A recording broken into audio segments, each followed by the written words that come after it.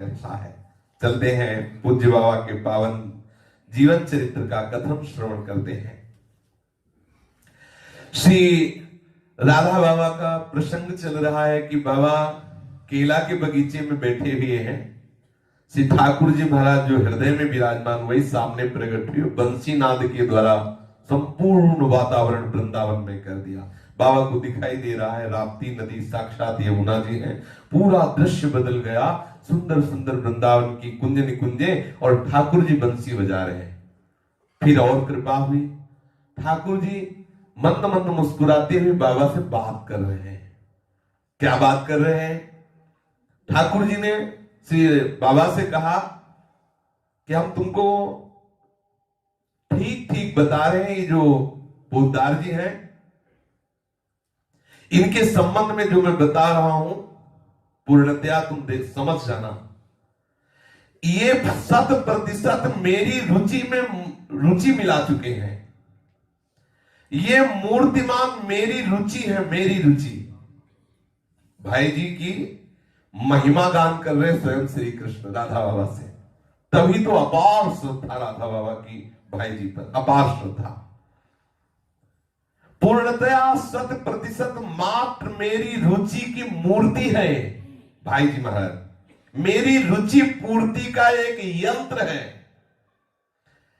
जीव होते हुए भी इतने विशुद्ध हो गए हैं कि इनके हृदय में मलिन कामोपभोग की कल्पना का लेस भी नहीं, चित्त में प्रवेश ही नहीं कर सकती कोई कामना। ये खाते हैं, पीते हैं, देखते हैं, सुनते हैं, परंतु इनके सभी इंद्रिय व्यापार एकमात्र मुझ में घुले मिले हैं। अतः ये कदापि नहीं कहा जा सकता कि इनके शरीर और इंद्रियों का संचालन इनके द्वारा हो रहा है। ये मुझ में इतना घुल मिल गए हैं कि इनके शरीर, मन, बुद्धि, इंद्रियों एवं प्राणों का भी यथायोग्य संचालन मैं स्वयं करता हूं। जो इस कोटि के संत महात्मा होते हैं, प्रभु स्वयं बैठकर उनके हृदय में संचालन करते हैं। ये ऐसी परम सुंदर महाकल्याण वर्षिणी नदी है जो अनवरत प्रवाहित हो रही है मेरी शुभेच्छा पूर्ति के लिए। इनके इंद्रिय समूह, इनका शरीर, इनका मन, इनकी बुद्धि, इनके प्राण, इनका अहम, ये सभी यंत्र चालित मुझ यंत्री द्वारा संचालित हो रहे हैं। ये मेरे में एकम एक हो गए हैं। इनके जीवन परम एवं चरम त्याग में है, सर्व समर्पण में है। परम एवं चरम त्याग का क्या वास्तविक स्वरूप होता है, सर्व समर्पण उज्ज्वलतम प्रेम का क्या आदर्श है। सुसुख वांछा विरहित प्रीतम सुखेच्छा में स्वभाव किसे कहते हैं। अहम की चिंता और मंगल कामना की तो बात ही छोड़े, अहम की स्मृति से भी शून्य प्रीतम स्मृति में जीवन कैसा होता है। ये श्री पोद्दार जी महाराज का जीवन साक्षात ऐसा जीवन है। स्वयं श्री कृष्ण बता रहे हैं भाई जी की बात श्री राधा बाबा को। पोद्दार महाराज ने अपने प्रत्यक्ष जीवन से इसका एक एक नित्य चेतन क्रियाशील मूर्तिमान उदाहरण प्रस्तुत किया। इस जगत में अभूतपूर्व दान है। ठीक समझ लो, पोद्दार महाराज मेरा ही स्वरूप है, मेरी दूसरी प्रतिमूर्ति है। मेरी ही भांति इनमें मेरे समस्त भगवती सद्गुण प्रकट हो गए हैं।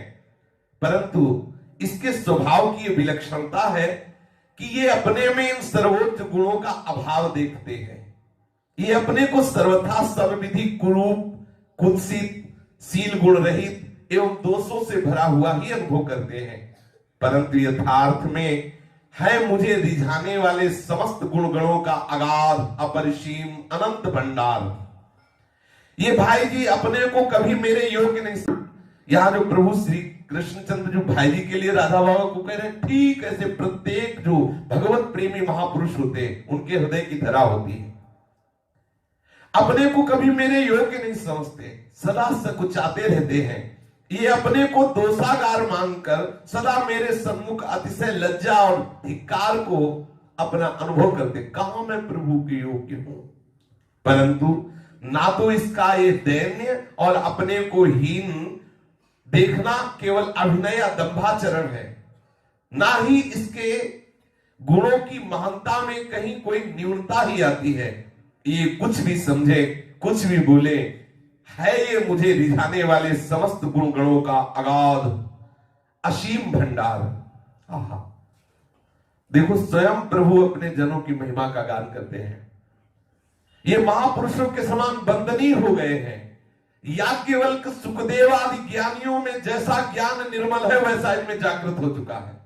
श्री कृष्ण चंद्रजू राधा बाबा से कहते हैं ये महागौरव में, महामहिमा में हो गए हैं, फिर भी इसमें अपने गुणों का सर्वथा अभिमान नहीं। इसका ये वास्तविक दैन्य मुझे बहुत प्रिय है। कभी कहते कि तुझे विश्वास करना चाहिए कि जो पोद्दार नामक जीव है, ये हृदय से मैं और ये एक हो गए, एक क्षण के लिए भी विलग नहीं। मेरी ध्यान मूर्ति नहीं, मैं स्वयं इस शरीर के हृदय में पूरा अधिकार कर लिया और जो पोद्दार नामक शरीर में जीव था वो मेरे में लीन हो गया और मैं बैठ गया उस हृदय में। राधा बाबा से कह रहे हैं इनका अंतःकरण मेरा साक्षात धाम बन गया है। जब भी ये नेत्र मूंदता है उस समय इसकी पलकों के भीतर मुझे निज मुस्कान बिखेरनी पड़ती है। जब ये स्वप्न देखता है तो मैं इसके स्वप्न में इसको रिझाता हूं। इसके जीव शरीर के ढांचे के भीतर अहमता, ममता, देहास्य अध्यास, जगत का अध्यास, लोक वेद की भावना, भोग मोक्ष की स्पृहा कुछ भी नहीं रह गई, केवल मैं ही मैं रह गया हूं। मेरे विरह की अग्नि में सब जलकर खाक हो गई। फिर मेरे मिलनानंद की अजस्र धारा में उसकी राख भी बह गई। तत्पश्चात मेरे प्रेम की प्रबल रसधारा ने उसकी गंध का लेस भी नहीं छोड़ा। अब वहां मात्र मेरा प्रेम ही प्रेम लहरा रहा है। तरंगों पर तरंगे प्रेम की उठ रही, वे तरंगे भी मेरा ही रूप धारण किए हुए मुझे ही नहला रही है।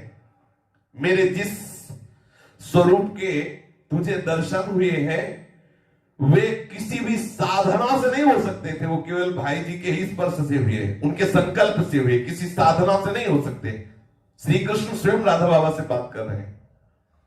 अद्वैत तत्व निष्ठा से करोड़ों कल्पों तक साधना करने पर भी मेरे इस वृंदावन बिहारी रूप के दर्शन तुम कदापि नहीं पा सकते थे। प्रभु बात कर रहे हैं। परंतु ये पोद्दार जी की, ये भाई जी के संग की महिमा, उनके स्पर्श की महिमा, उनके संकल्प की महिमा की तुम्हारे हृदय में ब्रज भाव का वपन कर दिया।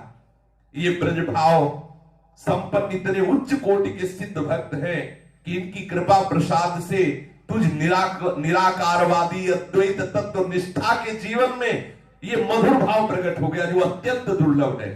श्री कृष्ण चंद्र जो कह रहे हैं पोद्दार महाराज के देह को मैंने पूरा पूरा अपना यंत्र बना लिया है। कभी तो इस देह का नियंता मैं गोपी वल्लभ श्री कृष्ण हो जाता हूं और जब देखता हूं कि जगत का कल्याण करना है तो गीता तत्व उपदेशक नारायण के रूप में भी इसी हृदय पर अधिकार करके मैं उपदेश करता हूं। जिस समय जैसा स्वर भरना होता है मैं वैसे स्वर भर करके इससे बुलवाता हूं। ये अब नहीं रह गए। इसीलिए भाई जी की वाणी पढ़ के देखो, साक्षात वेदों का सार से एक शब्द में कभी आज तक संशय नहीं हुआ भाई जी की वाणी में। कभी इस देह यंत्र से असीम कृपा माधुर्य परम सुकोमल दया भरे सर्वस्ते हैं तो कभी मैं इसी देह का आश्रय लेकर कठोर गर्जना करता हूं। इसमें इसका स्वभाव है, चित्र नहीं है। ये इनका स्वभाव नहीं, ये मैं हूं। मैं कभी मैं मधुर बोलता हूं, कभी मैं गर्जना करता हूं। ये स्वयं तो है ही नहीं। जिस समय जैसी मुझे लीला करनी होती मैं वैसा ही स्वरूप धारण कर लेता हूं। इसके अंतराल में वैसा ही मुखरित हो जाता है। इसके अंतराल में मैं बैठा हूं। इसमें इसका स्वयं का स्वभाव है, चित्र सर्वथा नहीं है। ये तो अब कुछ है ही नहीं। जो कुछ है सब पूरा का पूरा मैं ही हूं, मैं हूं। ये कभी महामोही गृहस्थ सा आचरण करता दृष्टिगोचर होता है तो कभी महात्यागी तपस्वी विरक्त सा दिखाई देता है। कभी ये कोई रागी नजर आता है तो कहीं ये कोई भोगी नजर आता है, कहीं ज्ञानी नजर आता है। तो वास्तव में ये कुछ नहीं, जो कुछ हूं मैं सब लीला कर रहा हूं इसके अंदर बैठा। ये मात्र यंत्र है और मैं इसका यंत्री हूं। मैं इसे जैसे स्वर में बजाना चाहता हूं वैसे ये बजता है, वैसे ही स्वर निकलता है। इसकी यही विलक्षण शोभा है। इसमें स्वयं का कहीं कोई आग्रह नहीं रह गया। यंत्र को अमुक एक प्रकार से ही बजाया जाए, ये तो मेरे सुख एवं मेरी रुचि का संकेत पाते ही मैं जैसा बजाना चाहता हूं वैसा बजता है। ये सांगोपांग वैसा ही नाटक करता है जैसा मैं कराना चाहता हूं, और मैं वाह वाह कर बैठता हूं, और मेरा सुख इसकी कृतकृत्यता है। इस प्रकार 4-5 महीने बाबा हनुमानगढ़ी नामक स्थान पर रहे, और श्री कृष्ण प्रत्यक्ष प्रकट होकर के बाबा को उपदेश करते कि भाई जी किस कोटि के महापुरुष हैं, ऐसे महापुरुषों का मैं संचालन स्वयं करता हूं। बाबा को जो उपदेश करते तो बाबा उसको कागज में लिखते और उन कागजों की एक माला बनाकर पहने रहते। इतनी अपार श्रद्धा भाई जी पर होने लगी। पोद्दार महाराज में आत्मसंगोपन की बड़ी प्रबल प्रवृत्ति थी, अपने को प्रकाशित ना होने देना। उनकी यही चेष्टा रखती थी कि कोई भी उनको देखे तो यही समझे कि अरे संसारी आदमी है, गृहस्थ आदमी है। अगर कोई अधिक श्रद्धा करे तो इतना ही कर सके कि एक गृहस्थ साधक है, बस। श्री जयदयाल जी गोयनका की छत्र छाया में अन्य साधकों के समान ये भी एक साधक है जो साधना कर रहे हैं, ऐसा वो साबित करते कि कोई जान न पावे किस कोटि के महापुरुष हैं। उनकी दिव्य भागवती स्थिति को कोई भी जान न पावे। वे तो पूज्य बाबा को भी अपने किसी महत्व की गंध भी नहीं आने दे सकते थे, परंतु जब श्री कृष्ण ही उनको गुप्त नहीं रहने देना चाहते तो फिर कौन उनको गुप्त रहने दे। स्वयं श्री कृष्ण उनकी महिमा बता रहे। एक सज्जन थे श्री शिव कुमार जी केडिया, ये श्री वृंदावन धाम में वास करते थे। ये केडिया बहुत बड़े साहित्यिक विद्वान थे। पूज्य बाबा और पोद्दार जी की जब बात सुनी तो उनके मन में आया कि मैं दर्शन करूं और देखूं कि है क्या पोद्दार जी, जिन्होंने ऐसे कट्टर वेदांती को ऐसा प्रेमी भक्त बना दिया। तो ये वृंदावन से शिव कुमार जी केडिया पोद्दार जी के पास आए। ये वृंदावन शतकम नामक संस्कृत में काव्य भी लिख रहे थे, बड़े विद्वान। वो रतनगढ़ सत्संग लाभ के लिए आए थे, तो अवसर पाकर उन्होंने राधा बाबा से प्रार्थना की कि पोद्दार जी की आध्यात्मिक स्थिति के बारे में आप कुछ बताएंगे हमें। रतनगढ़ में सत्संगी जनों में प्राय ऐसी चर्चा होती रहती थी कि श्री पोद्दार भाई जी महाराज की आध्यात्मिक स्थिति बहुत ऊंची है, और जिसको पूज्य बाबा ही जानते हैं, दूसरा नहीं जानता। जिस कोटि की बाबा जानते हैं। श्री भाई जी महाराज से परमार्थ संबंधी बाबा की कोई गुप्त सत्संग वार्ता होती थी, बकाया और आसपास जो थे वो प्रवेश नहीं पाते थे। एकांतिक बात बाबा को केवल बताते, गुप्त रखते थे। प्रायः एकांत में अपने कक्ष में बाबा रहते, पोद्दार महाराज जी अपने कार्यालय में संपादन के कार्य में रहते। बाबा को जो कुछ मिलता था वो भाई जी स्वतः भगवत प्रेरित होकर बताते थे, बिना कहे अपने आप आते और भाई जी बाबा को बताते।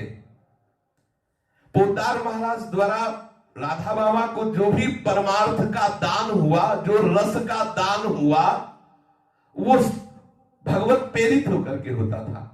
बाबा तो जानते भी नहीं थे कि बाबा आगे हमें क्या चाहिए, अपने आप भगवत प्रेरित सिपाही जी महाराज आते, उनको बताते ऐसा कर, ऐसा चिंतन करो, ऐसा करो। श्री पोद्दार महाराज ने अपना सर्वस्व राधा बाबा को दान कर दिया, परंतु वो दाता भाव रख करके नहीं, अहंकार शून्य होकर झुककर प्रणाम करते हुए परम निर्मल प्रकाश, अहंकार शून्य होकर ऐसा रस दान किया। जब केडिया जी ने भाई जी महाराज की आध्यात्मिक स्थिति के बारे में जिज्ञासा की तो बाबा दुविधा में पड़ गए। उनके मन में एक और कि भाई जी महाराज इतने गुप्त रहना चाहते हैं, दूसरी बात ये बहुत सुंदर जिज्ञासु है, वृंदावन से आया है, इसका अनादर नहीं होना चाहिए। अतः बाबा ने केडिया जी की परीक्षा लेनी चाहिए। उनकी चाह की उत्कट परीक्षा लेने के लिए बाबा ने उनसे कहा कि 1 लाख नाम 1 महीने तक यहां गोरखपुर वास करके जप करो, और जब हम देख लेंगे कि आप सुनने के अधिकारी हो गए तो मैं तुम्हें भाई जी के विषय की बात बताऊंगा। वो 1 माह तक निष्ठा पूर्वक 1 लाख नाम रोज जपने लगे। और अभ्यास था नहीं इसलिए मन उगता, परंतु दिव्य वस्तु की बात जाननी है और बाबा की आज्ञा पालन करनी है, इसलिए 1 महीना तक लगन पूर्वक 1 लाख नाम जप किया। ये देखो, किसी भी बात को समझने के लिए भजन पावर होना चाहिए, भजन पावर नहीं तो सब ऊपर ऊपर निकल जाएगी। बाबा उनकी लगन और निष्ठा देख करके बहुत प्रसन्न हुए। उन्होंने केडिया जी को अनेक दिव्य बातें लिख करके दी, जो श्री कृष्ण ने भाई जी के विषय में, भाई जी जैसे महापुरुषों के हृदय की जो स्थिति होती है स्वयं श्री कृष्णचंद्र जी ने बताया, वो लिख कर दी। फुलस के साइज के कागजों में लगभग 40 पृष्ठ लिख करके दी। श्री शिव कुमार जी केडिया अपना परम सौभाग्य माने। इन दिव्य बातों को पढ़कर उन्हें आश्चर्य हुआ कि ऐसा भी हो सकता है। आखिर केडिया जी थे तो कलिकाल के ही प्राणी, उनका मन इतनी बड़ी बातों को पचा नहीं पाया। बाबा की उन बातों को सत्य जांचने का मन में भाव आया, तो उनके जांच के लिए कोई कसौटी थी नहीं। उन्होंने सोचा इन 40 पृष्ठों में जो भी बाबा ने, राधा बाबा ने लिखा है, यदि मैं भाई जी महाराज को दिखाऊं और वो कहते हाँ ये ठीक है तो मैं मान लूंगा। केडिया जी ने थोड़ी सी ऐसा लगा कि बहुत भावुकता की बात लिखी है भाई जी के प्रति। धोती कुर्ता चश्मा वाले, अरे कोई विरक्त होते लंगोटी पहने तो ताजम थी, ये ज्यादा मतलब राधा बाबा ने भावुकता की बात लिख दी इसमें। ऐसा उनके मन में संशय हुआ। 1 लाख 1 महीना नाम जपने के बाद भी केडिया जी के द्वारा एक बहुत बड़ी गलती हो गई। उन्होंने 40 पृष्ठ जो भाई जी के लिखे थे राधा बाबा ने, वो गए और पोद्दार जी महाराज से कहा कि ये राधा बाबा ने आपके विषय में लिखा है, तो हम चाहते कि आप इसमें दस्तखत कर दें, अर्थात सही का निशान की क्या ऐसी स्थिति आपकी है। सामग्री को देखते ही बड़ा उदास चेहरा किया भाई जी ने और बड़ी उपेक्षा दिखाई, और अब बिल्कुल सारहीन बात लिख दी उन्होंने, बिल्कुल महत्वहीन बात लिख दी। कोई लिख ले बिल्कुल ऐसे, बिल्कुल मनो बहुत गलत बात लिख दी हो ऐसा। कोई भी महापुरुष अपनी प्रशंसा कैसे उसमें दस्तखत कर दे कि हाँ नहीं ठीक लिखा है। अपने लोग हो तो कर भी सकते क्योंकि वो बात है नहीं, जिनमें वो बात होती उनको जलन होती कि हमारी कोई बात, जैसे गरीब आदमी होता है उसके जेब में यदि 1175 रुपया हो तो 175 अंदर ही गिरा देगा, 1000 वाला नोट निकालेगा, मतलब 2000 वाला नोट निकाल, बड़ा नोट निकाले जिससे लोग समझे कि वो धनी है। और जो बड़ा आदमी होता है ना, वो धीरे से पहले 5 का नोट उन 75 में से निकालेगा कि अगर इससे काम चल जाए तो शेष जेब में बने रहे। ऐसे जो भजनानंदी धनी भगवत प्राप्त महात्मा होते वो गुप्त रहते। अपने लोगों में जो चवन्नी नहीं है भजन की, वो दिखाना चाहते हैं कि हम बहुत बड़े भजनानंदी और सिद्ध हैं। भाई जी ने उपेक्षा पूर्वक कहा क्या बेकार की बातें, सारहीन महत्वहीन बातें लिखी गई है इसमें। बाबा ने तो भावुकता में, सन्यासी है ना, उनको तो सब भगवान नजर आते हैं, भावुकता में लिख दी। ये बिल्कुल बिल्कुल ठीक बात नहीं है। अब केडिया जी वो तो उनको लगा भाई जी झूठ बोल नहीं सकते, जो कह रहे हैं वो सही, मतलब बेकार है। रात दिन जगत से परे की बातें सोचते रहते हैं राधा बाबा, इसीलिए बेकार ये सारहीन बातें इसमें लिख दी। इसमें कोई बात ठीक है नहीं, सब थूथी बात है, बेकार बात है, ऐसा भाई जी ने कह दिया। देखो हम तुम्हें अपनी बात अपनी बताता हूं। मैं एक साधारण व्यक्ति हूं, गृहस्थ धर्म से युक्त हूं, संतों की कृपा है तो थोड़ी बड़ी साधना कर लेता हूं, ऐसा भाई जी ने कहा। एक साधारण साधक हूं, ये जरूर है कि शास्त्रों को पढ़े लिखे हो तो संपादन कर रहा हूं, बस ये बात है। केडिया जी का पेट तो बहुत छोटा ही था, जब भाई जी ने ऐसा कहा तो उनको पूरा विश्वास हो गया कि भाई जी इसी कोटि के हैं। एक कल्पनातीत इतनी ऊंची अवस्था की स्थिति हृदयंगम करना उनके लिए संभव नहीं था। अब पोद्दार महाराज ने स्वयं कह दिया था कि ये थोथी बातें हैं। अब उनको राधा बाबा पे संशय हो गया, ये तो संत हो के ऐसी झूठी बातें लिख देते हैं, ये भावुकता की उड़ान लिख देते हैं। अब केडिया जी के मन में राधा बाबा के प्रति जो इतनी उच्च श्रद्धा थी, जो वृंदावन से लेके गए थे, सब खत्म हो गई। अच्छा, जो भाई जी के प्रति राधा बाबा ने उनको श्रद्धा की थी वो तो वैसे ही खत्म हो गई। भाई जी ने वैसे के देखो ये है। अगर जरा भी संशय हुआ तो कहीं के न रह गए, जरा सा संशय। इसीलिए यहां केवल विश्वास्याभ्याम बिना न पश्यन्ति। केडिया जी के मन में बाबा के प्रति जो श्रद्धा थी वो चली गई, डगमगा गई श्रद्धा। उन्होंने मान लिया कि बाबा केवल भावुक उड़ाने भरते रहते हैं और कोई बात सत्य नहीं है। और पोद्दार जी महाराज के प्रति इसलिए श्रद्धा है कि वो तो खुद ही बता रहे हैं कि हम साधारण गृहस्थ हैं। श्री पोद्दार जी यदि इनकी बातों में तनिक भी सत्य बात पाते तो मेरे सम्मुख कम से कम मौन होकर मुस्कुरा देते, तो मैं समझ जाता कि हाँ, जो बात राधा बाबा ने लिखी वो ठीक लिखी है। मेरे सम्मुख में असत्य का आश्रय क्यों लेंगे? मैं तो उनका विश्वासी श्रद्धालु हूं। वृंदावन छोड़कर उनके सामने आया तो झूठ थोड़ी बोलेंगे। इधर तो श्री पोद्दार महाराज ने केडिया जी को उन बातों के संबंध में बाबा की थोथी भावुकता ये टिप्पणी की। उधर बाबा के पास जाकर एकांत में कह दिया कि केडिया जैसे आदमी से आप बात करते हो।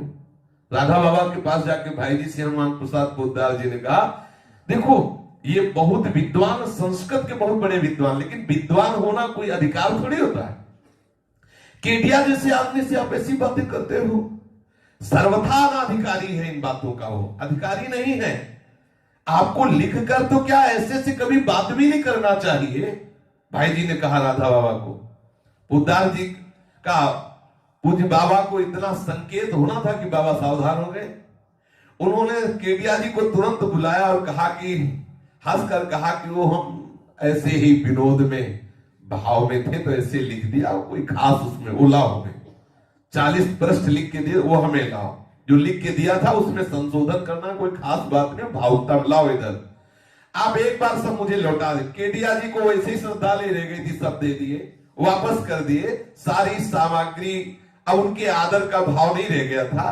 केडिया जी ने वो सामग्री निरर्थक तो मान ही ली थी, अतः ना तो उसे पुनः मांगी और ना बाबा ने उन्हें पुनः लौटाई। श्री केडिया जी ने वो सामग्री पुनः प्राप्त करने का कभी आग्रह भी नहीं किया और वृंदावन वापस चले गए। वृंदावन आने पर जो श्री वृंदावन में साधन करते थे, पुनः साधन किया तो एक दिन स्वप्न में श्री कृष्ण आए और उन्होंने केडिया से कहा, चूक गए, वृंदावन से जिस ले गए थे हानि कर बैठे। जो रहस्य राधा बाबा ने खोला था वो परम सत्य था, एक एक अक्षर सत्य लिखा था, सर्वथा सर्वांश में सत्य लिखा था, क्योंकि मैंने बताया है, राधा बाबा को मैंने स्वयं बताया है। पोद्दार महाराज के स्वयं को पूर्णता संगुप्त रखने की चेष्टा में तुम फंस गए। बाबा ने जो बोला वो सत्य बोल। केडिया जी जान करके रोने लगे कि अरे मैंने ऐसे महापुरुष के प्रति अश्रद्धा की, परंतु उस वस्तु की उत्कृष्टता पर संदेह के कारण उनके हाथ में आई श्रेष्ठतम सामग्री अब तो हाथ से निकल गई थी। पश्चात तो उन्हें उसे पुनः प्राप्त करने का कोई प्रयास करना अब संभव नहीं था क्योंकि राधा बाबा भी अपने नियम के पक्के थे। जैसे चिड़िया उड़ जाए तो हाथ में नहीं लगती, ऐसे संतों के सामने एक बार यदि अविश्वास जागृत हो गया तो दोबारा फिर वो अपने हृदय की पूंजी खोलने वाले नहीं। शीत ऋतु की बात है, बाबा एकांत में बैठे आग ताप रहे थे, अंगीठी दूर रखी थी, कोयला धधक रहा था। उन एकांत क्षणों में बाबा के पास श्री भाई जी महाराज आए। बाबा ने भाई जी महाराज को आदर पूर्वक बैठाला, कुछ भगवत चर्चा हुई। भाई जी महाराज ने बाबा से कहा कि ये सब गले में क्या पहने हो? तो उन्होंने कहा जो जो श्री कृष्ण ने आपके विषय में बताया वो सब लिख करके मैं गले में पहने हुए हूं। तो उनका मुझे दिखाओगे? तो बाबा ने तुरंत अपने गले से निकाल करके भाई जी महाराज को दे दिया। भाई जी महाराज समस्त सामग्री लेकर के उसी अंगीठी में रख दिया। तो अंगीठी जो रखी थी उसी में रख दिया। बाबा देखते रह गए कि हम जिस श्रद्धा से इन कागजों को अपने हृदय में धारण किए, क्योंकि इसमें सब सामग्री जलकर राख हो गई। बाबा से कहा कि बाबा आप पर भगवान श्री कृष्ण की बहुत कृपा है, जो वो आपसे बात करके सब रहस्य बताते हैं, पर ये बाहर प्रकट करने वाली बातें नहीं, आप अपने तक गुप्त रखिए। बाबा की आंखों के सामने वो सब जलकर राख हो गया। वो निश्चेष्ट निष्पन्द बैठे रहे और मुस्कुराते रहे। उन्होंने श्री पोद्दार महाराज के प्रति कोई विरोध प्रकट नहीं किया कि आपने सब क्या कर दिया, ना ही किसी प्रकार का क्षोभ। उन्हें तो पोद्दार महाराज की रुचि के सांचे में ही अपने को ढालना था। ऐसा नहीं कि इसके पश्चात उन्हें कोई भगवत संकेत मिलना स्थगित हो गया हो। भगवान श्री कृष्ण तो यावत जीवन पद पद पर उन्हें ऐसी भगवदीय बातें, ऐसे महापुरुषों की स्थितियां बताते रहते, पर उन्होंने लिखना बंद कर दिया था। अब अंदर ही अपने रखते। पूज्य बाबा कागज पर नहीं लिखते। परम गोप्य अतिशय अमल सूची रस यह अनमोल, कबहु न परगट कीजिए कितहु वाचा खोल। परम गोप्य अतिशय अमल सुचि रस यह अनमोल, कबहु न प्रगट कीजिए कितहु वाचा खोल। ये भक्त और भगवत प्रेम संबंधी बातें बड़ी पवित्र, निर्मल और अनमोल हैं। बड़े से बड़ा मूल्य देकर के भी प्राप्त नहीं किया जा सकता, जो भगवत कृपा से सहज में प्राप्त होता है। इसलिए भक्त और भगवत संबंधी प्रेम की बातें कभी भी वाणी से खोलकर अनाधिकारी के सम्मुख प्रकट नहीं करना चाहिए। अति विचित्र अति ही मधुर प्रेमी को संसार, सदा सकल दिशि प्रेम धन करत प्रेम विस्तार। अति चित्र अति मधुर प्रेमी को संसार, सदा सकल दिशि प्रेम धन करत प्रेम विस्तार। बड़ा ही मधुर, बड़ा ही विचित्र ये प्रेमी महात्माओं का संसार होता है। उनका अलग संसार होता है। महात्माओं की सृष्टि अलग होती है। वे सदा सब दिशाओं में वैभव प्रीतम की ही लीला का अनुभव करते रहते हैं। सदा परस्पर मधु मिलन, सदा सरस रति रंग, सदा जगत विस्मृति, सदा प्रीतम प्रेमी संग। सदा परस्पर मधु मिलन, सदा सरस रति रंग, सदा जगत विस्मृति, सदा प्रियतम प्रेमी संग। पतियो करे नरकाग्नि पे, पल पल बाढ़े प्रेम, प्रीतम के सुख सो सुखी, यह प्रेम को नेम।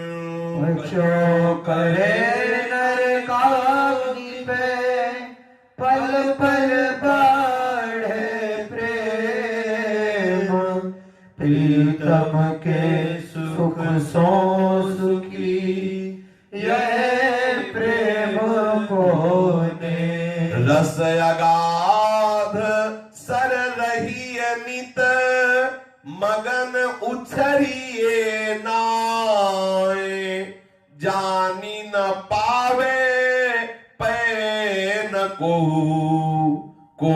न आवे जाए।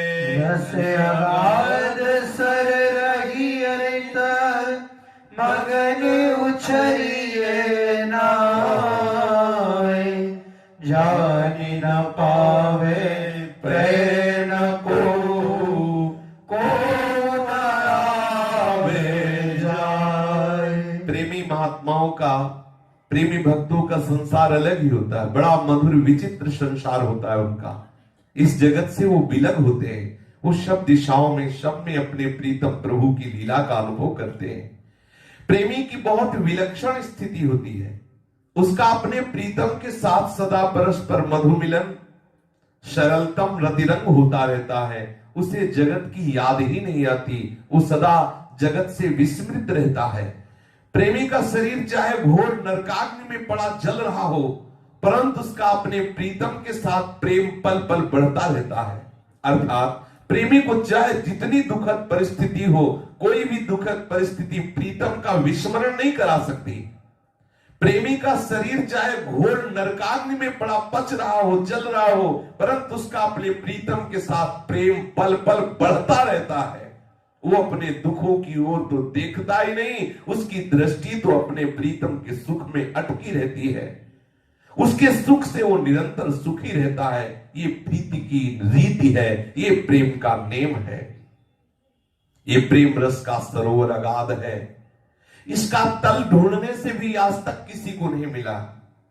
इसमें वो प्रेमी नित्य डूबा रहता है, मगन रहता है। वो कभी उछल कर ऊपर नहीं आता। ना तो उसे प्रिय में मगन रहने के कारण कोई बाहर से कुछ जान पाता है, और ना ही कोई उसके आसपास आ जाता है। कोई उसका प्रेम नहीं जान सकता किस कोटि का है, उसके समीप नहीं पहुंच सकता। वो और प्रीतम दोनों आनंद से उस रस में डूबते रहते हैं। बाहर के लोगों के लिए अगम्य है, अगोचर है प्रेम। धन्य है वे जो जगत में लोक कल्याण आते हैं, लोक कल्याणार्थ आते हैं। धन्य है वो समय जब वे प्रकट होते हैं। धन्य है वो देश जहां से महात्मा विचरते हैं। धन्य है वो लोग जो ऐसे महात्माओं के संपर्क में आते हैं। धन्य है वो महाभाग्यशाली जो इनकी सेवा में रहते हैं। ऐसे महापुरुष मुक्त होने पर भी मुक्त न होकर जगत में जीवों के साथ उनके कल्याणार्थ विराजते हैं। उनका मंगलमय जीवन जगत के महान मंगल के लिए होता है। अविद्या, अहंकार, ममत्व, आसक्ति आदि से रहित ये महापुरुष यंत्री श्री हरि के यंत्रों, हाथों के यंत्र होते हैं। इनके सारे कार्य स्वयं प्रभु ही कराते हैं, यंत्रवत प्रभु कराते हैं। सारे कार्य भगवत स्वरूप होते हैं। ये भक्ति मार्ग के आचार्य होते हैं, ये परम भक्त होते हैं, भक्त शिरोमणि होते हैं, सर्वभूत हित में रत रहते हैं। ये जीवों के कल्याणार्थ जीते हैं। इनका जीना जीवों के कल्याणार्थ होता है। श्री भाई जी महाराज के संबंध में जैसे श्री केडिया जी ने गुरुदेव से, बाबा से जिज्ञासा की, ऐसे और लोग भी बाबा से करते। तो बाबा कहा करते कि आपके सामने जो भाई जी का पांच भौतिक ढांचा दिख रहा है ना, ये मैं श्री कृष्ण से ही जान करके कह रहा हूं। बाबा कहते कि जो जैसे हम लोग पैदा हुए थे, जीव जिस प्रकार जन्म लेता है उसी प्रकार भी ये भाई जी पैदा हुए थे। दूसरे शब्दों में ये एक जीवात्मा आज से लगभग 50 वर्ष पहले, राधा बाबा उस समय बोल रहे हैं, 50 वर्ष पहले जैसा पैदा हुआ था, जिसका नाम रखा गया था हनुमान प्रसाद पोद्दार। परंतु भगवत कृपा से जब नाम जप की साधना प्रारंभ की, तो उस नाम जप की साधना से इतनी ऊंची स्थिति बढ़ती चली गई कि हम कल्पना भी नहीं कर सकते कि वो कितनी ऊंची स्थिति में विराजमान हो गए। आज से 5-7 वर्ष पहले मानो भगवान स्वयं आए और किसी जीव को सर्वोच्च परमार्थिक स्थिति दान करके उसे अपने हृदय में छुपा ले, स्वयं उसके स्थान पर काम करने लगे। ठीक ठीक यही हालत हुई। श्री पोद्दार महाराज के कलेवर के भीतर जो अहम था, वह तो श्री कृष्ण की सच्चिदानंदमयी लीला में लीन हो गया। अब उसके स्थान पर कलेवर के भीतर केवल श्री कृष्ण है।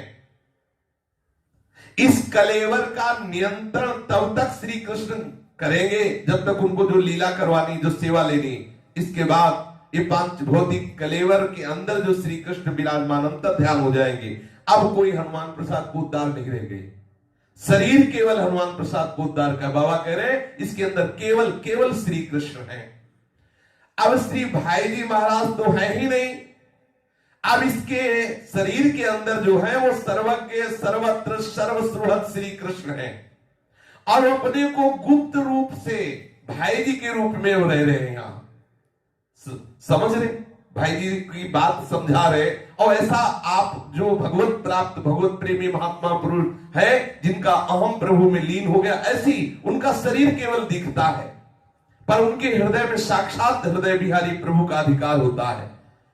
अतः वे भाई जी के स्वभाव, भाई जी की चेष्टा और भाई जी की क्रिया की नकल करते हुए हमारे सम्मुख वैसा ही व्यवहार करेंगे जैसे भाई जी कर रहे थे। पर भाई जी नहीं है, अब है श्री कृष्ण। वो बोलेंगे वैसे ही भाई जी जैसा, वो राजी और नाराजगी भी वैसी दिखाएंगे भाई जी जैसी, आपको पता नहीं लगने देंगे। कलेवर होगा पोद्दार जी का और हृदय में होंगे केवल श्री कृष्ण, दूसरा कोई नहीं। ये इतना नाट्य कुशल है जी, जगत का सृष्टा ब्रह्मा भी मोहित हो जाए, ऐसा वो नाटकाचार्य है श्री कृष्ण। अब केवल ढांचा रह गया है।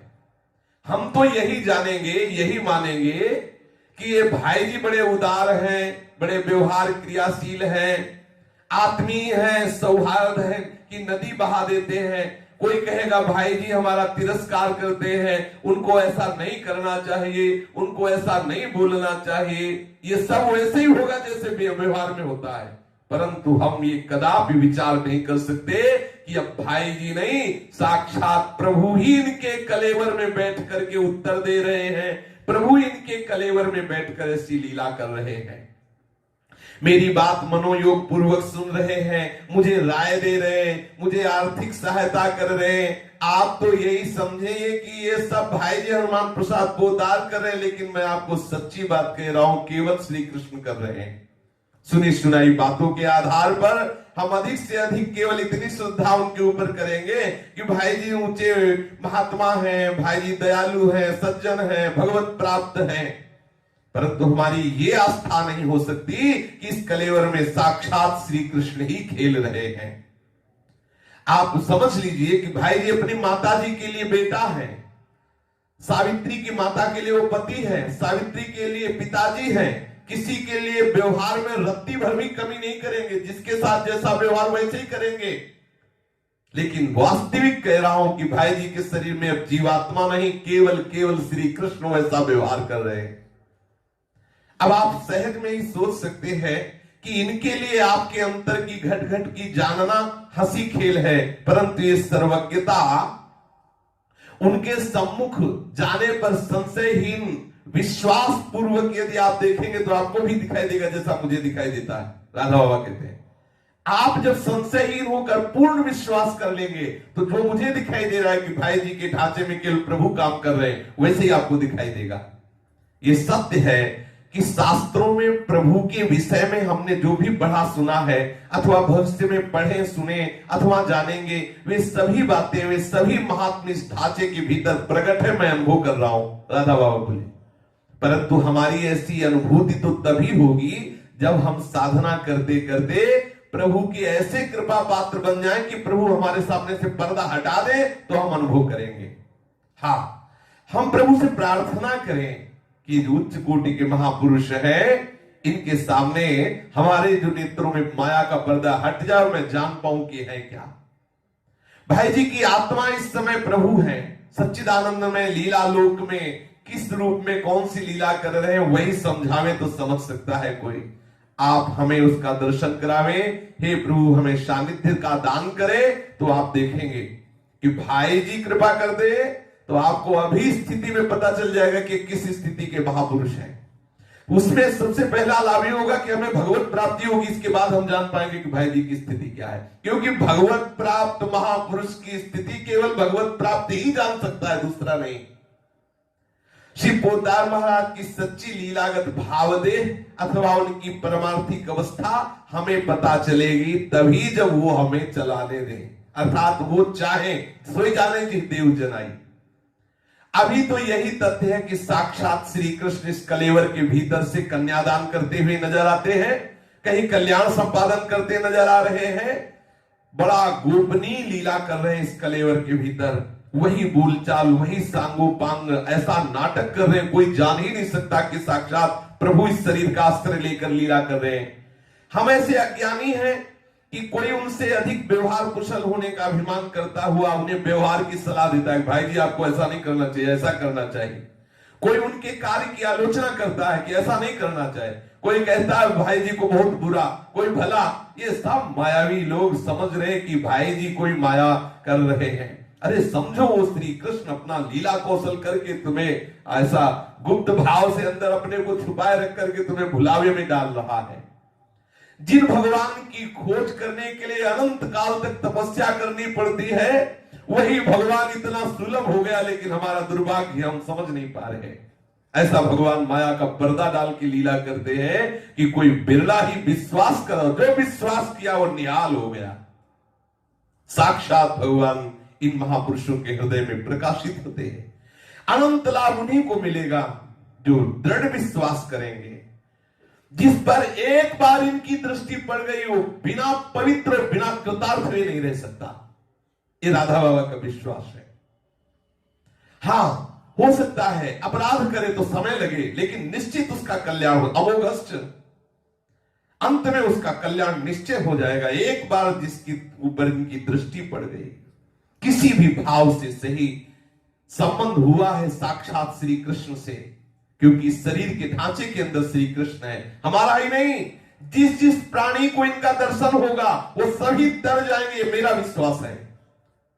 जन्म हो सकता है एक दो और धारण करने पड़े, किसी भी योनि में जाए, परंतु प्राणी अनंत पुण्यशाली होकर एक बार भगवान का साक्षात्कार साक्षात दर्शन करेगा और इनका महात्म जानकर वो भगवत प्राप्त हो जाएगा। इससे भी बहुत ऊंची बातें हैं, परंतु मेरे को बताने के अंदर से प्रेरणा नहीं हो रही।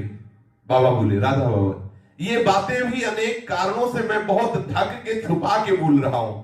ये जो भाई जी महाराज है, ये बात सुनने वाला एक तो मुझे वैसे ही प्रिय लगता है। भाई जी महाराज की कोई बात सुनना चाहे तो मुझे बहुत प्रिय लगता है। दूसरी बात है, जब तक कोई 1 लाख नाम रोज जप नहीं करेगा तब तक मेरी बात समझ नहीं सकता। बाबा से जब कोई प्रश्न करता तो बाबा सबसे पहले पूछते कितना नाम जप करते हो। नहीं, नाम जप तो चलिए 1 लाख नाम जप करो, फिर प्रश्न करना आके। आप नाम जप का नियम निभाते जाइए, फिर आप देखिए हम आपको क्या क्या बताते जाते हैं। श्री कृष्ण प्रेरणा करेंगे और मैं आपको अवसर अवसर पर सब यथायोग की बातें बताता जाऊंगा। जो साधना में दृढ़ निश्चय करके लगता है उस पर भगवत कृपा प्रकाशित होती है। उसे प्रत्येक अनुकूल प्रतिकूल घटनाओं में प्रभु का हाथ दिखने लगता है। ऐसे व्यक्ति का फिर महापुरुषों में आकर्षण होता है। इसी प्रकार किसी भी हेतु से सच्चे संत में आकर्षण होने मात्र से सर्वत्र भगवान की सत्ता ही क्रियाशील हो रही है, ये अनुभव उनकी कृपा से होने लग जाता है। एक बात निर्विवाद है कि जो भी अधिक से अधिक भगवान नाम नहीं लेगा वो महात्माओं के प्रभाव को नहीं समझ पाएगा। उसकी उन्नति बहुत ही मंद गति से होगी। इसमें कोई बहाना नहीं चलेगा, कोई युक्ति नहीं चलेगी, कोई कंसेशन नहीं चलेगा, कोई अपवाद नहीं चलेगा। यदि आपको परम लाभ लेना है, संतों के सानिध्य का आनंद उठाना है, तो आपको अधिक से अधिक नाम लेना होगा। प्रत्येक जीव के अंतःकरण में 3 दोष है, मल, विक्षेप और आवरण। जब तक मल नहीं धुलेगा, विक्षेप नहीं मिटेगा, आवरण भंग नहीं होगा, तब तक महात्माओं की बात समझ में नहीं आएगी। आपके हृदय में महात्माओं की बात बैठेगी नहीं, उतरेगी नहीं। मन में भरा है मल, तो कैसे महात्माओं की श्रद्धा आपके हृदय में बैठे? कैसे महात्माओं की बात, चाहे जितनी बात घुसाई जाए, टिकेगी नहीं। इसलिए बहुत ऊंची बातें सुनकर भी महापुरुषों में दोष दर्शन होने लगता है, क्योंकि भजन नहीं है, आपके मल विक्षेप आवरण नष्ट नहीं हुए हैं। महात्माओं की बातें बड़ी मंगलमयी हैं। मैंने भाई जी की बातें आपसे कही, सच्ची कहते हैं, एक बार जो महापुरुषों की चर्चा सुन लेता है उसका फल होता है कि वो स्वयं महापुरुष हो जाता है। संतों के सभा में जाने का मतलब स्वयं संत बन जाना। मैंने जो बातें कही है केवल एक बार की उस चर्चा का फल होना चाहिए कि हम लोगों को श्री भाई जी के रूप में सदा सदा के लिए साक्षात प्रभु दिखाई देने लगे। हम लोगों से किसी भी तरह से अन्य व्यवहार न करते हुए सब में भगवत भाव करें। यह है महापुरुषों के संग का स्वरूप।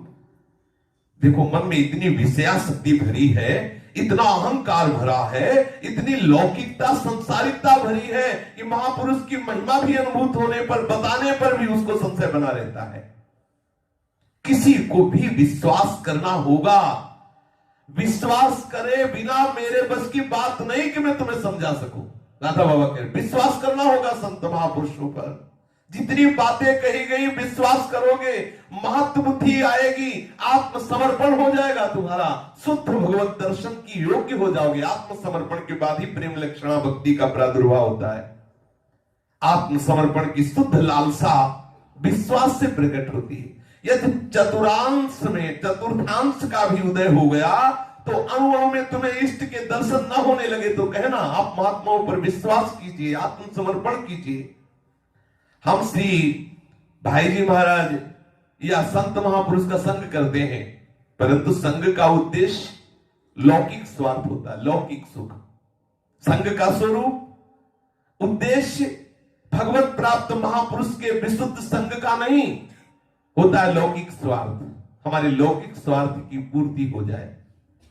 यदि विशुद्ध उद्देश्य को लेकर भगवत प्रेम की प्राप्ति या भगवत प्राप्ति का विशुद्ध उद्देश्य लेकर पोदार या सच्चे संत का संग करेंगे, भगवत प्राप्त संत का संग करना मानो भगवत समीपता, भगवत प्रेम में डूबना है।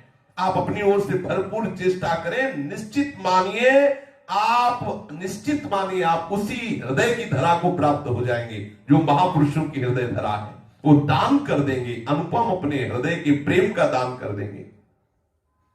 ये सर्वोत्तम बात है जो मैं भाई जी के संबंध में कह रहा हूं। सच मानिए, यदि ऐसा कोई अपने को बना सके तो फिर उसे वे अवश्य श्री कृष्ण लीला में प्रवेश करा लेंगे। कैसा बना सके कि हम अपने अंतःकरण को महापुरुषों के वचनों पर विश्वास करके उनके अनुसार चले, आत्मसमर्पण करें, दृढ़ विश्वास करें, तो श्री कृष्ण कृपा करके वो अपनी लीला में प्रवेश करा देंगे। सच मानिए, भजन नहीं है तो आप माया जगत के नीचे धरातल में ही खड़े रहेंगे, महात्माओं के हृदय की बात समझने की योग्यता आप में नहीं आएगी। भजन कीजिए तो आप महात्माओं के सम्मुख हो जाएंगे। भजन करके देखिए, संत कृपा को लपेट लेगी, ऐसी दिव्य झांकियां कराएगी, ऐसी दिव्य महिमा अनुभूतियों में आएगी, आप कल्पना नहीं कर सकते। इनकी कृपा के एक कण का करोड़वां अंश भी आप किसी प्रकार ग्रहण कर ले तो आप निहाल हो जाएंगे। मुझे तो इनके पास इनकी कृपा ही रखे हुए है। यहां जितने व्यक्ति हैं, श्री राधा बाबा कह रहे हैं, उनमें श्री गोस्वामी चिन्मन लाल जी की ओर मेरी दृष्टि अधिक आकर्षित होती है, क्योंकि संपूर्ण आज्ञा का पालन करते हैं भाई जी की। मैं सोचता हूं यदि ये चाहे तो ऐसा बन सकते हैं। जिस दिन भाई जी को जय सिटीह में भगवत प्राप्ति हुई थी, उस प्राप्ति में और आज भाई जी की स्थिति में जमीन आसमान का अंतर है। राधा बाबा कह रहे हैं वो दर्शन त्रिदेवों में एक भगवान विष्णु का दर्शन था, परंतु इसके बाद कृपा हुई, वृंदावन बिहारी के दर्शन हुए, फिर धीरे धीरे अवस्था बढ़ी, फिर युगल सरकार के दर्शन हुए, फिर और उच्च अवस्था आई और श्री जी के चरणों में इनका अहंकार पूर्ण रूप से समर्पित हो गया। यद्यपि ये अवस्था वाणी मन बुद्धि से परे की अति अनिर्वचनीय है, परंतु जहां तक विवेचन किया जा सकता है, चंद शाखा न्याय से उतनी बात कही जा रही है। सचमुच भाई जी की कृपा से जिस दिन में कोई भी गोपी भाव की साधना करता हुआ गोपी बन जाएगा, उस दिन वो ठीक समझ पाएगा कि भाई जी की क्या दशा है। श्री जी के चरणों में पूर्ण तन्मयता, श्री जी के चरणों के चिंतन में लीन हो जाना, ये ऐसी बात है जैसे गूंगा गुड़ खाए तो क्या स्वाद वर्णन करे। मेरी यही धारणा है कि श्री भाई जी, श्री किशोरी जी के चरणों का अभेद चिंतन करने वाले महापुरुष हैं। श्री किशोरी जी के भाई जी को जो दर्शन हुए वो ब्रह्मा जी को भी दुर्लभ है, बड़े बड़े पदाधिकारी महापुरुषों को दुर्लभ है। पद्म पुराण में कथा आती है कि श्री नारद जी को जब श्री जी के दर्शन हुए तो जो सखियां हैं उन्होंने कहा कि जो तुम्हें श्री जी के रूप का दर्शन हुआ ये त्रिदेवों को भी दुर्लभ है। ऐसे श्री राधा रानी का दर्शन भाई जी को हुआ और वे दर्शन ही नहीं पूर्ण तन्मय हो गए। भाई जी महाराज श्री पहले किशोरी जी की दासी मंजरी भाव में नर्म सखियों में सम्मिलित हुए, फिर सीधे किशोरी जी में तन्मयता प्राप्त कर ली, कृतकृत्य हो गए। भाई जी का पहले कृष्णमय कलेवर, फिर अब केवल श्री जी विराजमान है भाई जी के हृदय में। राधा बाबा ने ऐसा अनुभव किया कि कितना क्रम से उनके हृदय में भाव आया।